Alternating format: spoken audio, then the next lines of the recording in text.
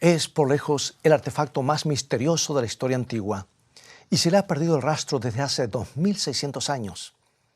El Arca de la Alianza ha sido reverenciada por millones como el objeto más sagrado sobre la tierra y todavía hay quienes querrían encontrarla. Hoy te contaré por qué el arca es tan importante y dónde podemos encontrarla. Toma tu Biblia y mantente en sintonía.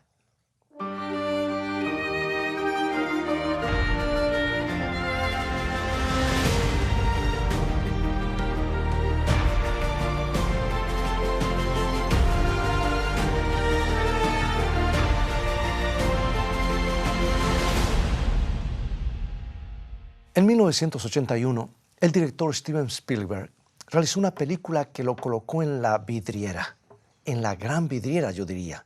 Era la historia de un arqueólogo norteamericano que estaba en busca del Arca de la Alianza en la década de los años 30. Estaba en una carrera contra el tiempo para encontrarla antes que lo hicieran los nazis. El arqueólogo se llamaba obviamente Indiana Jones. ¿Recuerdas la película? Bien, como ya te habrás dado cuenta, me refiero a los buscadores del Arca Perdida. La historia que narra el filme de Spielberg nunca ocurrió, pero encendió la imaginación de mucha gente.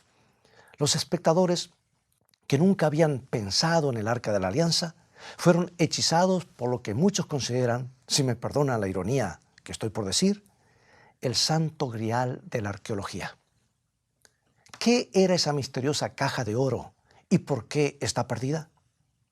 Bien, la versión de Spielberg sobre el arca podrá producir buenas cifras en la taquilla, pero no nos ayudará demasiado para entender qué era el Arca de la Alianza ni por qué es tan importante.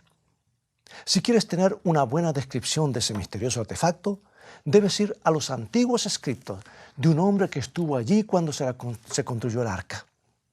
No necesitamos recurrir a Hollywood o a otras obras de ficción, porque hay registros confiables a nuestra disposición.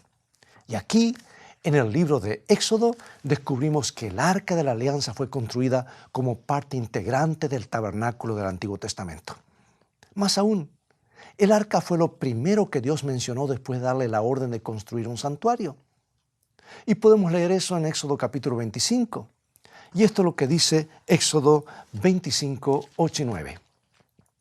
Y harán para mí un santuario, y habitaré en medio de ellos.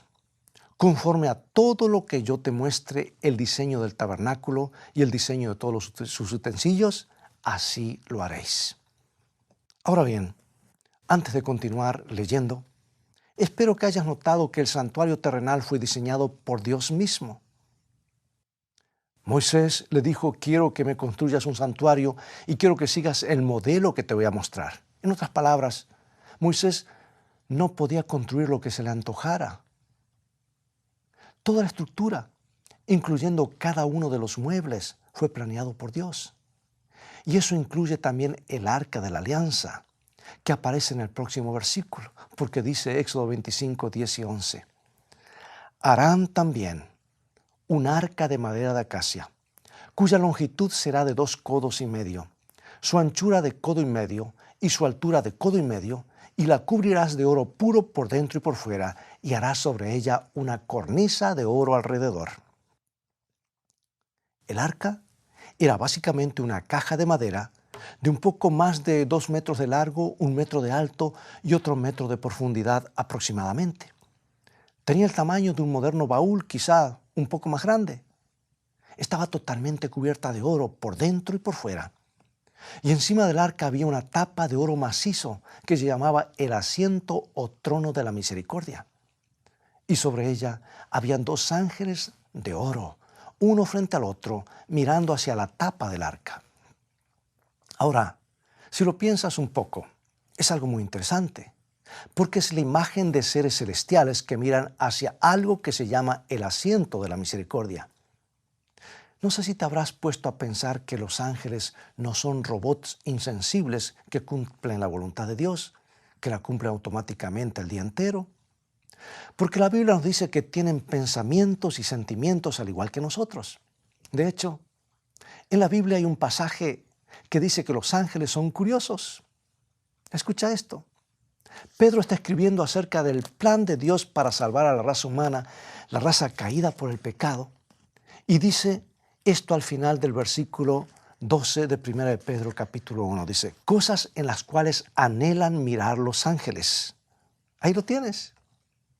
Según la Biblia, los ángeles no saben todo y hay cosas que les gustaría conocer mejor.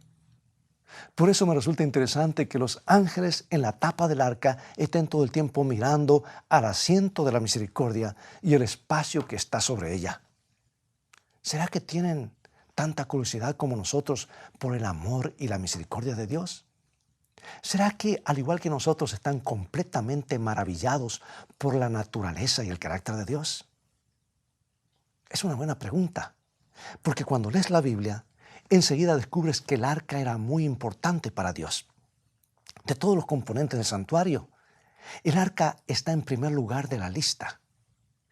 Dios le pidió a Moisés que construyera el arca antes que ninguna otra cosa. Y es como si aquel día hubiera sido lo más importante en la mente de Dios. El arca de la alianza se convirtió en el objeto más sagrado en toda la nación de Israel. Era tan santo que las manos humanas no debían tocarla. Y si el arca debía moverse por alguna razón, el sacerdote debía usar 2 barras de oro para levantarla. No se atrevían a tocarla porque sabían que si lo hacían, aún con las mejores intenciones, morirían en el acto. Ahora bien, eso nos dice algo muy importante acerca del arca de la alianza. Solo hay otra cosa en la Biblia que es tan sagrada que los seres humanos deben permanecer lejos de ella, y es la presencia de Dios. El libro de Isaías, por ejemplo, dice que nuestros pecados nos han separado de Dios, haciendo el acceso directo imposible. Y en Éxodo capítulo 33 hay una historia sorprendente en la que Moisés le pide a Dios que le muestre su gloria. Pero Dios no podía mostrársela porque si lo hiciera lo mataría. Y estas fueron las palabras de Dios en Éxodo capítulo 33, versículo 20. No podrás ver mi rostro, porque no me verá hombre y vivirá. Antes del pecado, esto es lo triste, teníamos acceso directo a Dios, pero después de elegir una vida de rebelión, nos apartamos de su presencia. Si lo piensas, ese es el acto más amoroso que Dios podría haber hecho por nosotros. En vez de dejar que muriéramos instantáneamente por nuestros pecados, creó un acuerdo por el cual pudiéramos seguir viviendo y algún día ser salvados por el don de su Hijo en la cruz del Calvario. Pero por el momento no podemos ver a Dios el Padre cara a cara y vivir.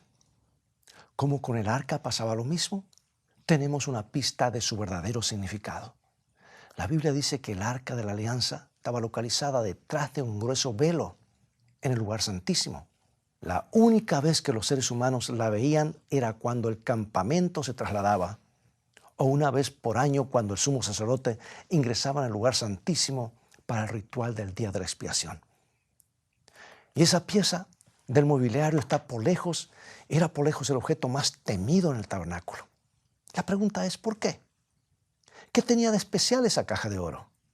¿Por qué estaba oculta en la parte más inaccesible del templo? Por suerte no tenemos que adivinarlo porque la respuesta se encuentra en Éxodo capítulo 25. Refiriéndose al arca de la alianza, Dios dice lo siguiente, Éxodo 25, 22.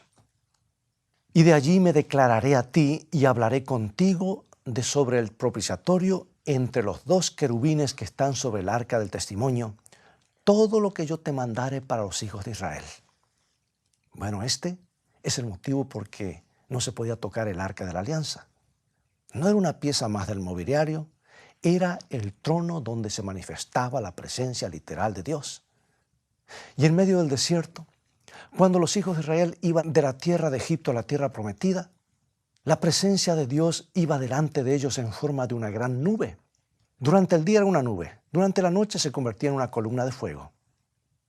Y cuando los israelitas plantaron su campamento, la presencia de Dios descendió al tabernáculo y fijó su residencia sobre el arca de la alianza. Por eso es que en distintas partes de la Biblia se describe a Dios como el que habita entre los querubines. Por ejemplo, tenemos Salmo 81. Nos dice así: Oh pastor de Israel, escucha, tú que pastoreas como ovejas a José, que estás entre querubines, resplandece. Más adelante en Isaías 37:16 dice más o menos lo mismo. Jehová de los ejércitos, Dios de Israel, que moras entre los querubines, solo tú eres Dios de todos los reinos de la tierra, tú hiciste los cielos y la tierra.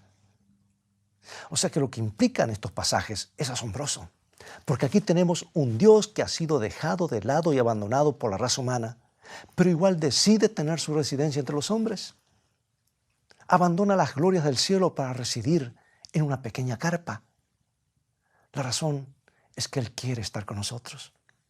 Y cuando Dios le ordenó a Moisés que construyera un tabernáculo, le dijo exactamente cómo hacerlo. Y esto está en Éxodo 25:8. Y dice así: y harán un santuario para mí y habitaré en medio de ellos. Este es el propósito. Este es el verdadero secreto del Arca de la Alianza. Era especial porque representaba la presencia de Dios entre su pueblo. Y a menudo me pregunto si la madera mezclada con oro no era una indicación de que algún día Dios mismo iba a mezclar lo divino con lo humano para venir a la tierra como uno de nosotros. Es posible que en cierta medida el Arca de la Alianza estuviera señalándonos el nacimiento de Jesucristo. En la década de los 70, un hombre llamado Erich von Däniken publicó un extraño libro titulado Carrozas de los Dioses, que se convirtió en un bestseller y afirmaba que la civilización humana es el resultado de alienígenas, en otras palabras, extraños, extraplanetarios, que vinieron a este planeta hace miles de años.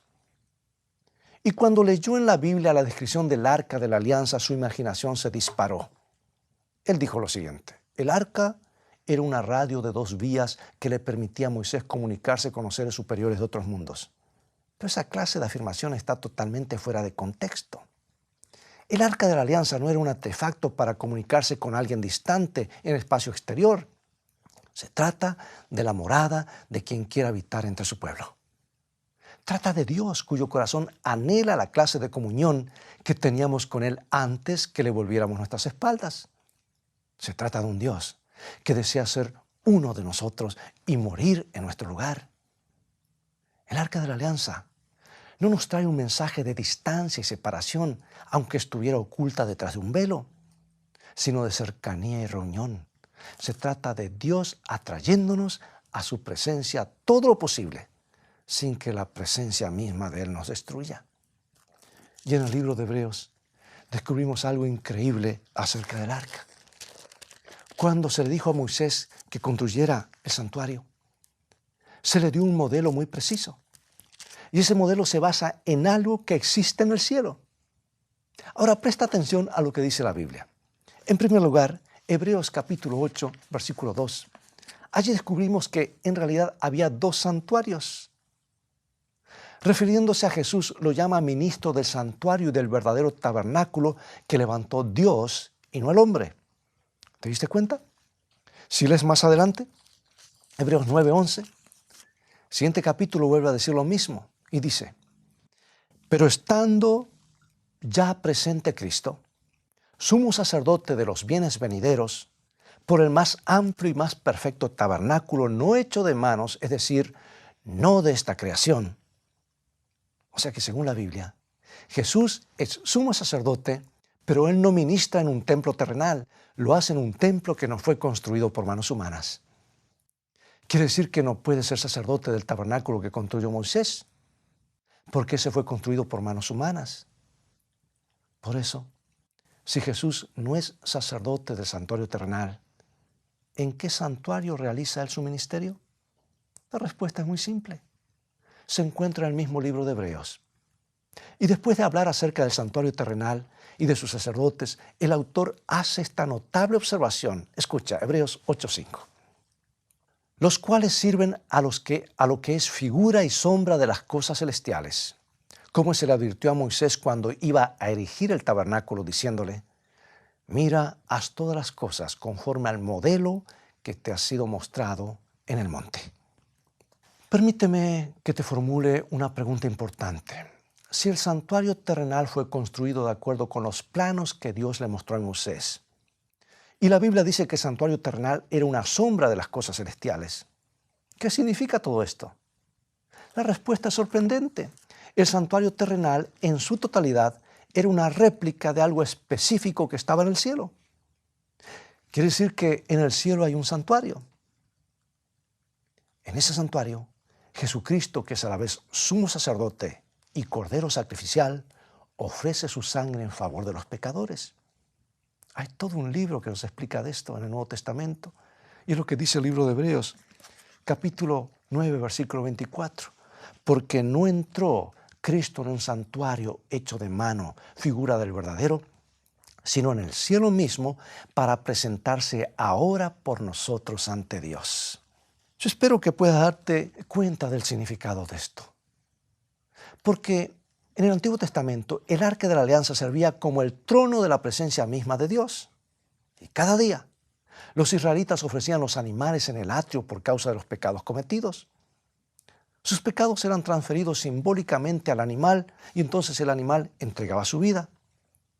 Y un sacerdote rociaba parte de la sangre en el lugar santo como si la estuviera presentando ante el trono de Dios, que estaba del otro lado del velo.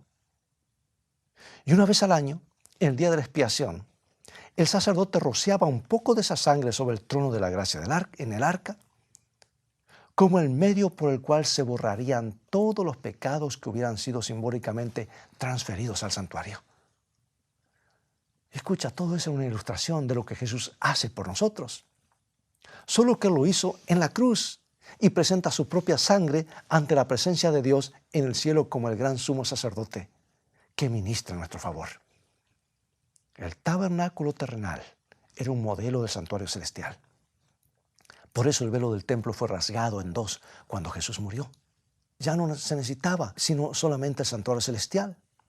No necesitábamos más los animales para el sacrificio, porque teníamos la sangre del Cordero de Dios. Habíamos obtenido el acceso directo al trono del santuario celestial por medio de nuestro gran sumo sacerdote. Ahora, si lees con atención el libro de Apocalipsis, harás un descubrimiento excepcional, porque cuando Juan es llevado al cielo en visión, se le muestra el trono de Dios, el arca de la alianza celestial. Apocalipsis 11:19. Y el templo de Dios fue abierto en el cielo y el arca de su pacto se veía en el templo. Y hubo relámpagos, voces, truenos, un terremoto y grande granizo. Durante años se ha especulado acerca del paradero del arca de la alianza o del pacto. Y después de la destrucción de Jerusalén por parte de los babilonios, sencillamente desapareció. Algunos suponen que uno de los hijos de Salomón la llevó a Etiopía. Hay una tribu de judíos muy misteriosos que viven en Etiopía llamados falashas, que afirman tener el arca en su poder. En el antiguo libro de los Macabeos, un libro que versa sobre la historia judía, se presenta otra teoría. Dice que Jeremías escondió el arca en una cueva cuando se enteró que los babilonios estaban en camino.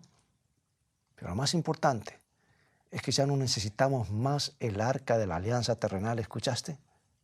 Porque tenemos la verdadera que está en el cielo. Tenemos acceso directo al trono de Dios en los cielos a través de Jesucristo. Y eso es lo que nos dice el libro de Hebreos. Escucha Hebreos 4, 14 al 16, uno de mis versículos favoritos. Por tanto, teniendo un gran sumo sacerdote que traspasó los cielos, Jesús, el Hijo de Dios, retengamos nuestra profesión, porque no tenemos un sumo sacerdote que no pueda compadecerse de nuestras debilidades, sino uno que fue tentado en todo según nuestra semejanza, pero sin pecado. Y aquí la promesa: acerquémonos, pues, confiadamente al trono de la gracia, para alcanzar misericordia y hallar gracia para el oportuno socorro. Hoy, amigo y amiga, lo más importante no es saber dónde está el arca, sino lo que el arca puede enseñarnos acerca del trono de Dios. Y cuando seguimos leyendo, el libro de Hebreos nos dice que el trono de Dios es un lugar en el que podemos encontrar gracia y misericordia. Es algo sorprendente si tenemos en cuenta cuán lejos nos ha llevado el pecado. La Biblia nos enseña con total claridad, que Dios es perfectamente justo. En el libro de Éxodo, el capítulo 34, dice que Dios no tendrá por inocente al malvado. Es que si Dios no se basara en principios ni gobernara de acuerdo con sus leyes, el universo ingresaría rápidamente en el caos. Por eso, amigo y amiga, los 10 mandamientos ocupan un lugar importante en el Arca de la Alianza. Ocuparon aquí en la tierra y los originales están en el cielo.